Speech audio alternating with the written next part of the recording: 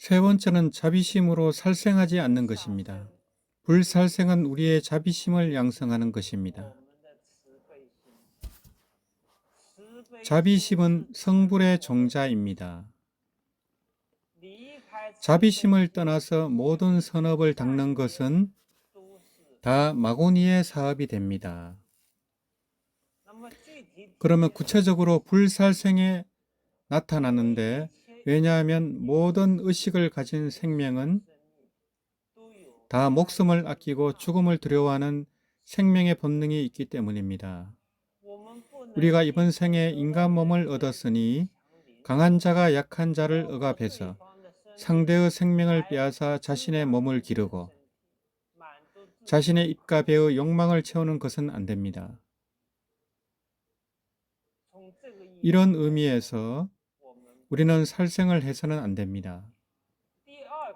두 번째 이유는 모든 중생에게 열애의 지혜 덕상이 있고 다 불성을 가지고 있기 때문입니다. 비록 형체가 우리와 다르지만 이체와 심성은 평등하여 차별이 없습니다. 그 불성을 존중하는 까닭에 그것을 먹을 수도 없고 죽일 수도 없습니다. 세 번째로 더욱 중요한 것은 이런 이류의 중생들, 기어다니고 날아다니는 중생들, 닭, 양, 돼지, 오리 같은 것들이 생생세세 우리와 서로 부모, 건속, 형제, 자매가 되었기 때문입니다. 효도의 마음으로 그들을 죽일 수 없으므로 그래서 채식을 해야 합니다. 불법이 중국에 전해진 이후 양무제 때부터 중국에는 좋은 전통이 하나 있는데 그게 바로 채식입니다. 이는 바로 우리의 자비심을 기르는 것입니다. 이번에 와서 저도 매우 기쁘게 본 것은 싱가포르 국민들이 참으로 성근이 깊고 자비심이 크다는 점입니다. 1000개가 넘는 채식 식당이 있으니 이것은 정말 좋습니다. 그래서 싱가포르가 경제가 번영하고 사회가 안정되는 것도 싱가포르 국민들이 이 일념의 자비심을 가지고 있기 때문입니다. 이 일념의 자비심을 더욱 확대시키면 우리나라가 태평하고 백성이 안락해지는 그 복을 얻을 수 있습니다. 살생은 직접적으로 가져오는 것이 전쟁이 끊이지 않는 것입니다. 평화를 얻고자 한다면 반드시 우리의 행위 속에서 중생의 생명을 빼앗지 말아야 합니다. 우리가 중생의 생명을 빼앗으면 다른 이가 우리의 생명을 빼앗게 됩니다. 자비심으로 살생하지 말아야 합니다. 그렇다면 네 번째는 십선업을 닦는 것입니다. 이 십선은 우리 불교에서 매우 중요한 행동 규범입니다.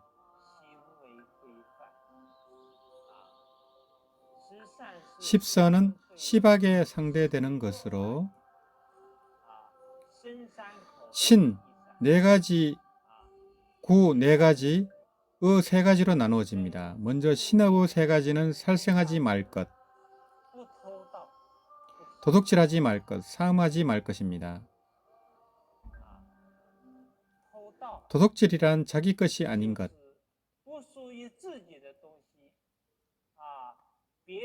남이 주지 않은 것을 취하지 않는 것을 말합니다. 이 취함에는 훔치는 것, 빼앗는 것, 속이는 것, 그리고 각종 슬쩍 챙기는 행위가 모두 포함되며 이 모든 것은 허용되지 않습니다. 사함하지 않는다는 것은 일부 일체의 정결한 삶을 사는 것을 말합니다.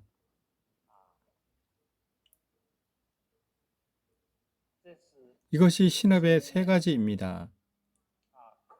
다음은 구업의 네 가지입니다. 망어를 하지 말 것.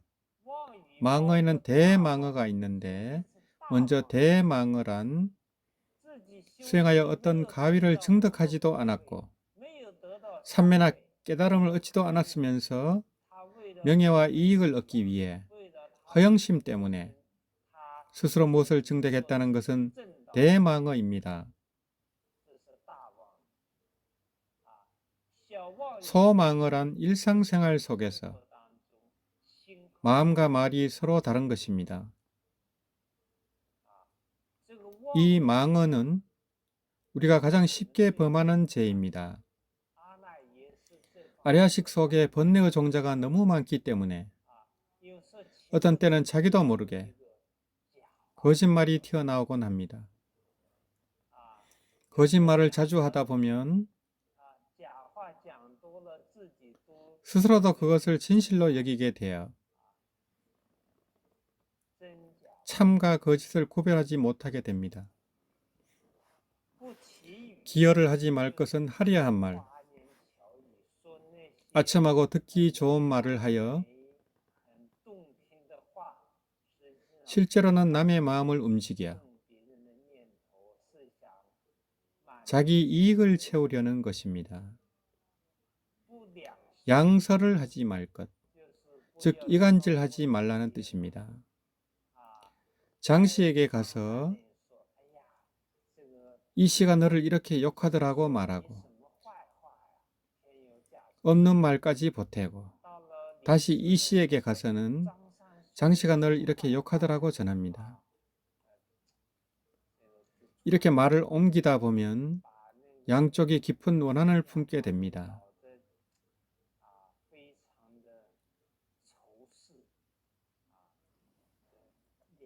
이것이 바로 양설입니다. 악구란 사람을 욕하는 것으로 아주 거칠고 사나운 말로 상처를 주는 것입니다. 분노심으로 욕을 하면 한 여름에도 겨울처럼 차갑고 혹독한 상처를 남겨 평생 잊히지 않게 합니다. 이것이 바로 악구입니다. 가끔 거리에서 두 여인이 서로 욕설을 퍼붓는 모습을 보면 정말 볼만한 장면이 벌어집니다. 그래서 악구는 절대 해서는 안 됩니다. 다음은 의의 세 가지, 즉 탐하지 말고 성내지 말며 사견을 갖지 말 것입니다. 탐하지 말 것이란 마음이 청정하여 무엇이든 보면 자기 것으로 삼으려 하지 않는 것입니다. 이 탐욕의 근본은 사실상 음욕의 마음입니다. 성내지 말 것은 분노하지 않는 것입니다. 분노는 대개 무엇인가를 얻고자 했는데 여러 인연으로 인해 얻지 못할 때 생깁니다. 그러면 성냄이 일어나 자기 자신도 파괴하고 상대도 파괴합니다. 분노가 극에 달하면 상대를 죽이고 싶을 정도가 됩니다. 상업의 세계이든 정치의 세계이든 경쟁자를 눌러버리기 위해 직업 킬러를 고용하여 상대를 죽이는 일까지 벌어집니다. 이 모든 것이 분노에서 비롯된 것입니다. 사견을 갖지 말 것, 그릇된 견해를 갖지 않는 것입니다. 예를 들어 사람은 죽으면 끝이다. 내세는 없다. 윤회와 인과 보응이 어디 있느냐. 이런 생각들은 모두 사견에 속합니다. 우리는 결코 범해서는 안 됩니다. 이상은 모두 소극적인 측면에서 범하지 말아야 할 것들입니다. 그러나 십선업을 닦는 데에는 적극적으로 선을 행하는 면도 필요합니다. 단지 살생하지 않는 데 그치지 않고 방생을 실천해야 합니다. 요즘 각지에서 방생을 중요하게 여기는 것도 바로 우리의 자비심을 적극적으로 길러주는 것입니다. 도둑질하지 않을 뿐 아니라 보시를 실천하여 자신의 물건과 복을 다른 이들과 나누어야 합니다. 자신이 사함하지 않을 뿐 아니라 정결과 충성을 권장해야 합니다. 구업의 네 가지도 단지 범하지 않는 데서 멈추지 말고 사람들을 기쁘게 하는 말, 수이 함께 기뻐하는 말, 사랑의 말을 해야 합니다. 이것은 최소한으로 실천해야 할 일들입니다. 생각에 있어서는 반드시 청정함을 지켜야 합니다. 이 청정함은 어떤 경우에는 예를 들어 음욕심을 다스리기 위해 자주 부정간을 닦아야 합니다. 먼저 자기 자신의 온갖 부정을 간합니다. 우리가 태어날 때의 그 한 생각의 종자도 부정하며 부모의 정열 또한 깨끗하지 않습니다. 우리가 거처하는 곳도 부정하고 우리 몸 전체도 부정합니다. 몸에는 36가지 부정한 것이 가득하며 그저 얇은 피부 한 겹으로 덮여 있을 뿐입니다. 눈물, 콧물, 피, 침 등 모든 더러운 것들입니다. 사람의 피부를 벗겨놓고 다시 보면 그 자체가 화장실과 같아 지독하게 더럽습니다. 그런데도 우리는 날마다 꾸미고 단장하여 아름다운 것처럼 착각합니다. 이는 마치 꽃병 안에 똥을 가득 담아놓고 입구를 막아 그럴듯해 보이게 한 것과 같습니다. 만약 그 꽃병이 깨지면 온통 똥이 쏟아져 나올 것입니다. 움직이는 화장실일 뿐입니다. 그나마 꽃병은 똥을 담아도 인간보다 나을 것 같습니다. 입구를 막아두면 냄새라도 나지 않으니까요. 하지만 우리는 위아래 9구멍에서 늘 악취가 흘러나옵니다. 매우 더럽습니다. 그래서 매일 아침 양치를 하는 것 아닙니까? 입안이 악취로 가득하기 때문입니다. 아무리 정갈한 음식도 우리 입을 거쳐 몸에 들어오면 결국 대소변이 됩니다. 우리는 배설물을 만들어내는 기계와 같습니다. 왜 그렇습니까? 우리 몸을 이루는 지수화풍의 본질이 본래 더럽기 때문입니다. 부처님께서는 말씀하셨습니다. 설령 4대 해의 물로 이 몸을 씻고 씻어 이 몸을 미진 하나로 만들더라도 그 미진조차도 냄새가 난다고 하셨습니다. 그런데 우리가 무엇을 그리 자랑하겠습니까? 우리 몸이 더럽고 깨끗하지 못한 것처럼 상대의 몸도 역시 더럽고 모두 배설물일 뿐인데 어찌 죽고 못 살 만큼 사랑할 수 있겠습니까? 또 죽음의 모습을 떠올려 보십시오. 사람이 죽으면 몸의 세포가 썩기 시작하고 푸르스름한 색, 귤 껍질 같은 색으로 변합니다. 그리고 몸에서 구더기가 생기고 기어다니고 피부와 살이 천천히 썩어 뼈와 분리됩니다. 들판에 버려지면 피와 살이 흩어지고 이리와 호랑이가 와서 시신을 뜯어먹습니다. 그때도 꽃처럼 곱고 달처럼 아름다우며 국색 천향이다 라고 말할 수 있겠습니까? 그 상황에서 그런 말을 할 수 있겠습니까? 다시 보니 이때는 차라리 돼지 대가리만도 못하구나. 돼지 머리는 시장에 내다 팔수라도 있지 않습니까? 이때 인간 머리를 들고 나가 누가 사겠습니까? 그러므로 우리는 이러한 점을 분명히 보아서 탐욕의 마음을 다스려야 합니다. 그래서 10선을 닦는 수행은 우리 행동의 규범이 되어야 합니다. 다음은 삼보에 기의하여 여러 가지 계율을 지키며 위를 바르게 하는 것입니다. 이것은 계율을 지켜야 함을 말합니다. 앞서의 인천복이 세간의 도덕적 군자의 행동 규범이라면 지계에 이르러서는 출세간법을 닦는 차원, 즉 도를 닦는 단계로 나아갑니다.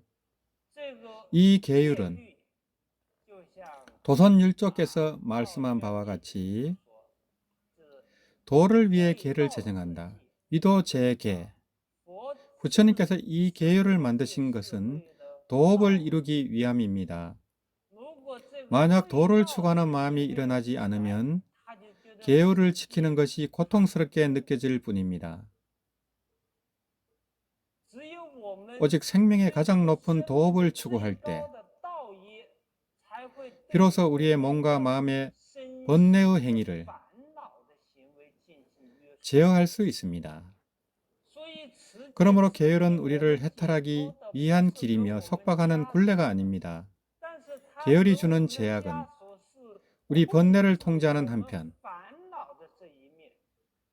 우리의 법신 해명을 해방시키는 역할을 합니다. 이러한 마음가짐이 있을 때 비로소 계율을 지키게 됩니다. 그렇지 않으면 이런 생각을 하게 됩니다. 나에게 채식을 하라니 내가 산의 진미를 먹으며 얼마나 즐겁고 행복한데 채식을 하면 인생의 행복이 사라지는구나. 이 계율은 매우 심오한 인간성에 관한 학문입니다. 인심유의 도심유미라. 우리 인간의 마음은 위태롭고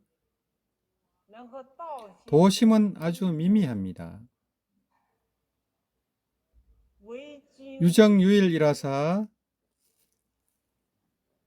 윤직걸중이니라. 우리는 오직 수행을 통해 이 하나로 돌아갈 때 비로소 우리 자성의 덕능을 드러낼 수 있습니다.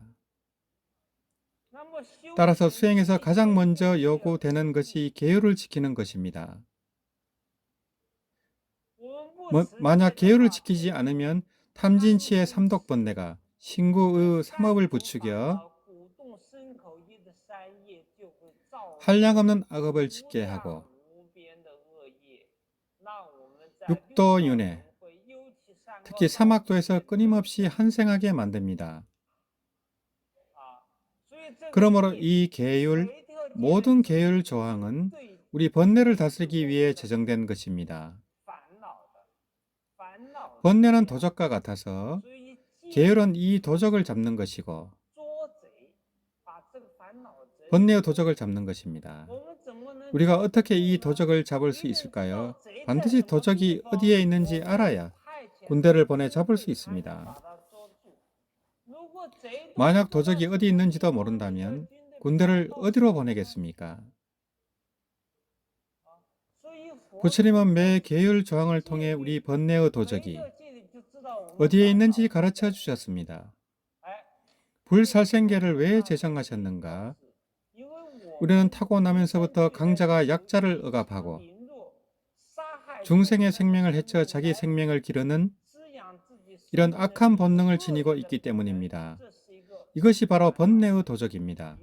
그래서 불살생계로 이를 대치하며 불살생계를 통해 우리가 어떤 번뇌를 지녔는지 알 수 있습니다. 불사음계를 통해 우리의 음욕심이 매우 무거움을 알 수 있습니다. 때로는 사함의 마음이 일어나면 세상의 모든 이성이 자기와 놀기를 바라는 마음이 들기도 합니다. 이러한 번뇌가 매우 무겁기 때문에 이 마음을 재빨리 막아야 합니다. 만약 이러한 번뇌를 방일하게 내버려 두면 마치 홍수가 범람하듯 우리의 법신 해명이 모두 무너져 버립니다. 그러므로 계율은 번뇌 도적을 잡는 것이고 계율이 있어야 선정이 생기며 선정은 이 번뇌 도적을 묶어두는 역할을 합니다. 예를 들어 소를 돌보는 것, 그 들소는 처음에는 사방으로 마구 뛰어다니며 다른 사람의 농작물을 모두 짓밟아 버립니다. 그래서 처음에는 그 들소에게 제갈과 고삐를 채웁니다. 그것이 함부로 뛰어다니려 할 때 잡아당겨 돌아오게 하고 다시 농작물을 해치지 못하게 합니다. 계율은 바로 이런 역할을 합니다.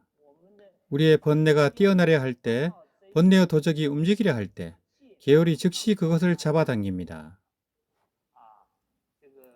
정은 이렇게 계율에서 생겨나 이 번뇌의 도적을 묶어두는 역할을 합니다. 그리고 이 선정에서 비로소 지혜가 생깁니다. 지혜는 마치 날카로운 칼과 같습니다.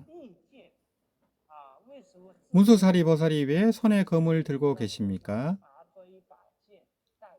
그것은 지혜를 상징하여 이 번뇌의 도적을 죽이고 그 머리를 베어버리기 위함입니다. 아라한은 도적을 죽이는 이로 번뇌의 도적을 죽이고 견사옥을 끊으며 인하공을 증득하여 삼계를 벗어나고 생사를 영원히 떠나는 것입니다.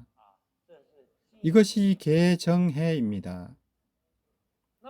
그러므로 수계는 매우 중요합니다. 제가자이든 출가자이든 수행의 첫걸음은 반드시 계를 받아야 합니다.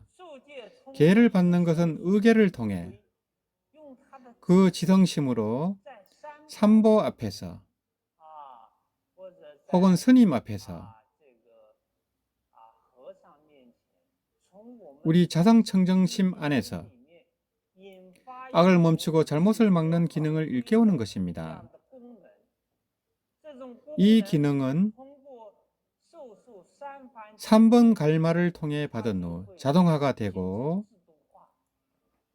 그 다음에 무작 개체가 됩니다. 무작이란 조작하지 않는 개의 체성이 작용하는 것을 말합니다. 이 개는 때때로 능히 작용합니다. 제가 출가하기 전에 보살계를 받은 적이 있습니다. 저도 보름마다 보살계를 독송했는데 법망경 보살계입니다. 그중 한 조항은 이 계를 받은 자는 길가를 지날 때 병든 사람을 보고도 만약 구하지 않으면 경구죄를 범하게 된다고 되어 있습니다. 그런데 어느 날 제가 학교에서 수업을 마치고 돌아오는데 마침 한 퇴직하신 것 같은 노인은 보도 위를 걷다가 갑자기 발을 헛디뎌 바닥에 넘어졌습니다. 그리고 머리는 아래로, 몸은 보도 위에 있었는데 보기에도 매우 고통스러워 보였습니다. 제가 멀리서 와서 보니 많은 사람들이 오갔지만 아무도 멈추지 않았습니다. 왜 아무도 멈추지 않았을까요? 사회적 풍토 문제가 있었습니다. 그들이 멈추면 곤란한 일이 생길까 보았습니다. 나중에 그 곁에 사람들이 자기가 부딪혔다고 말할지도 모르니 그러면 곤란해지니까요. 그래서 저도 아무도 멈추지 않는 것을 보고 사실 제 마음 속에도 그런 상황에서는 일반적으로 삼가는 편이 낫다는 생각이 들어 저도 그냥 지나치려 했습니다. 근데 갑자기 법망경 안의 가르침이 생각났습니다. 만약 이런 상황에서 방치하면 개를 범하게 되는 것입니다. 그때 갑자기 경계심이 일어나 저는 서둘러 가서 그를 도와 일으켜 주었습니다. 인간성은 본래 선합니다. 한 사람이 나서기만 하면 주위 사람들도 모여듭니다. 왜냐하면 곤란한 일을 끼칠까 두려워했던 그 걱정이 사라졌기 때문에 사람들이 모여든 것입니다. 그때 서너 사람이 와서 우리는 그 노인을 마침 근처에 아파트 건물이 있어 아파트 경비실로 옮겨 이불을 깔아 조금 높게 앉히고 마지막으로 집 전화번호를 물어 그 자녀를 찾았습니다. 그 노인은 매우 감사해하며 말했습니다. 아이고 고마워요. 당신은 의사요? 제가 아닙니다 하니 그가 말하기를 아이고 나는 고혈압이요. 그때 얼마나 고통스러웠는지 거의 기절할 뻔했어요. 당신이 와서 나를 일으키고 내 머리를 위로 향하게 하니 갑자기 훨씬 편해졌어요. 그때 당신이 아마 의사인가 생각했지요. 이 일을 통해 저는 느꼈습니다. 개를 받는 것이 우리 내면의 일종의 힘을 일으킬 수 있습니다. 만약 수계하지 않았다면 이 일도 다른 사람들과 마찬가지였을 것입니다. 개를 받았기에 스스로 경계하여 무엇을 해야 하고 무엇을 해서는 안 되는지를 알게 되었습니다. 지질환하지 말아야 할 일을 하는 것이 개를 범하는 것이고 개일 중에는 작치도 있어 즉 해야 할 일을 하지 않아도 개를 범하게 됩니다. 특히 보살의 삼치정계는 일체 악을 끊되 한 악도 끊지 않음이 없고 일체 선을 닦되 한 성도 닦지 않음이 없으며 일체 중생을 제도하되 한 중생도 제도하지 않음이 없는 것입니다. 이것이 계율의 가장 본질적인 내용을 세 마디 말로 전달한 것입니다.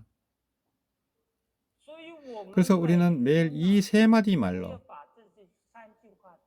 스스로를 일깨워야 합니다. 우리 비구들은 밥을 먹을 때 먼저 3번의 작은 입에 밥을 먹으며 이 세 마디 말을 합니다. 첫 번째 작은 입, 일체 악을 끊는다. 두 번째 작은 입, 일체 선을 닦는다. 세 번째 작은 입, 일체 중생을 제도한다. 그리고 나서야 밥을 먹고 반찬을 먹습니다. 스스로를 일깨우기 위함입니다. 그러므로 이 계율은 특히 이 말법 시대에 우리 내면의 번뇌가 무겁고 밖의 유혹이 많을 때 더욱 계율을 지키는 의식을 일깨워야 합니다. 어느 정도까지일까요? 차라리 계율을 지켜 죽을지언정 계율을 깨고 살지 말자. 자신의 생명을 초월하는 차원까지 높여야 우리가 이 계율을 지킬 수 있습니다. 그렇지 않으면 오역의 유혹이 너무나 강합니다. 하지만 내가 계율을 지키기 위해 내 생명을 끝낸다 해도 그저 이 한 생의 목숨만 끝나는 것이지 만약 이 육신을 보존하기 위해 계를 깬다면 나의 세세생생의 법신 해명이 완전히 없어지는 것이라고 생각해야 합니다. 이 계산을 잘 해보십시오. 그리고 불교를 처음 배우는 사람들은 먼저 3기를 받아야 지내야 합니다. 기불, 기법, 기승. 이것이 상주삼보입니다. 우리가 수행함에 있어 삼보의 자비로운 가호를 떠나 수행이 성공하는 것은 불가능합니다. 그리고 삼보가 상주한다는 것을 굳게 믿어야 합니다. 부처님은 시시각각 그 육신통과 한량없는 자비와 평등으로 우리를 돌보시며 우리의 인연이 성숙하면 때를 놓치지 않고 우리를 구제하십니다. 응당이 어떤 몸으로 제도받을 자라면 곧 그 몸을 나타내어 설법한다. 특히 부처님께서 열반하신 후에는 불보와 법보는 승보에 의지하여 전승됩니다. 그러므로 우리는 삼보를 공경하고 삼보에 기이하며 일체 출가 승중을 공경해야 합니다. 우리가 승보에 기이함에 있어 주의할 점은 어떤 특정한 스님에게 기이하는 것이 아닙니다. 승은 승가 즉 승단으로 4명의 비구 이상이어야 비로소 승단을 이룹니다. 그러므로 나는 어느 스님에게 기이하고 그는 저 스님에게 기이한다거나 이 스님은 좋고 저 스님은 나쁘다고 해서는 안 됩니다. 분별심을 갖는 것은 법도에 맞지 않는 것입니다. 승보는 반드시 우리 모두가 공경하고 기이하고 유지하고 지켜야 합니다. 승보를 떠나면 불법은 단지 하나의 철학, 하나의 고고학이 되어 불법의 쇠퇴와 소멸 과정을 더욱 빠르게 할 뿐입니다. 그러므로 우리는 승단을 잘 지키며 삼기를 받아 지켜야 합니다. 여러 가지 계율을 지킨다는 것은 우리 자신의 수준에 따라 제가자는 5계를 받되 만약 자신의 번뇌가 무겁다고 느껴 5계를 지키기 어렵다면 분수에 따라 힘닿는 데까지 4계, 3계, 2계, 심지어 1계 중에서 자신이 지킬 수 있는 계를 받을 수 있습니다. 그런데 지키지 못하는 것도 불구하고 억지로 바꿔서는 또 계를 깬다면 그것은 좋지 않습니다. 그러면 더 나아가 보살계, 8간 제계가 있으며 출가 승중에는 3위 10계, 비구 250계, 비구니 348개가 있습니다. 이 모든 계율을 우리는 받들어서 지켜야 합니다. 위를 바르게 하는 것이란 우리의 행주자와 사위의 중에 이 계율을 지키기 위한 방편을 말합니다. 위의 중에서 주로 중요한 것은 안상이며 항상 일심으로 정념하는 것입니다. 자신이 계를 지키되 특히 비구가 계를 지킬 때 하루 종일 황당한 생각을 하거나 생각이나 마음이 산란하여 말과 동작이 모두 거칠고 포악하면 이는 계를 지키기 어려운 모습입니다. 부처님이 세상에 계실 때 가장 계율을 지키지 않기로 유명했던 육군 비구는 우리가 보기에는 계를 지키지 않는 것 같지만 그들의 위인은 매우 훌륭했습니다. 부처님 열반 후 100년이 지나 계율을 가장 엄격히 지키기로 일어난 조사로 되신 우파굴다 존자가 아랑가를 증득하고 사람을 많이 제도하셨습니다. 그때 그가 한 비구니를 찾아 배웠습니다. 그 비구니가 원래 부처님을 배웠고 부처님 계실 때 승단의 상황을 알고 있었기에 우파골다 존자는 이 100세가 넘은 비구니를 찾아뵙고자 시간을 잡았습니다. 약속한 시간에 이 비구니는 시험을 하기로 했습니다. 그녀는 문 뒤에 끈으로 기름을 가득 채운 바루를 매달아 두었습니다. 이때 우파골다가 와서 문이 가볍게 닫혀 있는 것을 보고 살며시 밀고 들어왔습니다. 그는 문 뒤에 기름이 있는지 몰랐고 비구니도 아무 말을 하지 않았습니다. 그리고는 이야기를 나누며 우팍을 다는 부처님 때 성단의 계율을 지키는 상을 물었습니다. 그때 비구니는 그녀가 알기로 그녀도 육군 비구를 만났는데 그들은 모두 계율을 별로 지키지 않고 희희낙낙하는 사람들이었습니다. 그러나 육군 비구가 그녀와 같은 비구니의 방에 올 때 그 기름은 한 방울도 떨어뜨리지 않았습니다. 그러나 우팍을 다가 들어올 때는 기름이 조금 튀었습니다. 즉, 그 시대 가장 계율을 지키지 않던 비구들도 100년 후 가장 계율을 잘 지키는 비구보다 훨씬 나았던 것입니다. 그 위기가 얼마나 좋았습니까? 지금 우리는 더욱 부끄러워해야 합니다. 그러므로 우리는 이 행주자와의 사위의를 힘닿는 데까지 잘 지켜야 합니다. 이것이 소승의 복입니다. 대승복은 첫째로 발버리심입니다. 이것이 대승보살 정신의 주요 요소입니다. 반드시 우리의 마음의 그릇을 열어 상구불도, 하하중생, 사홍서원을 세워야 합니다. 이 불법은 무량겁의 수행을 거치는데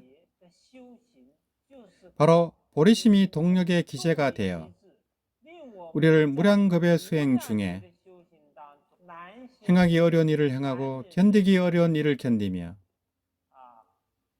일체 중생을 제도하게 합니다. 보리심은 성불의 인입니다. 이 보리심이 일어나는 것은 고통받는 중생에 대한 대비심이 있기 때문입니다. 이 대비심에서 보리심이 일어나고 보리심에서 보살의 육도 만행을 닦으며 보살의 육도 만행에서 최종적으로 부처님의 지혜를 성취합니다. 보리심은 반드시 일으켜야 합니다. 나무아미타불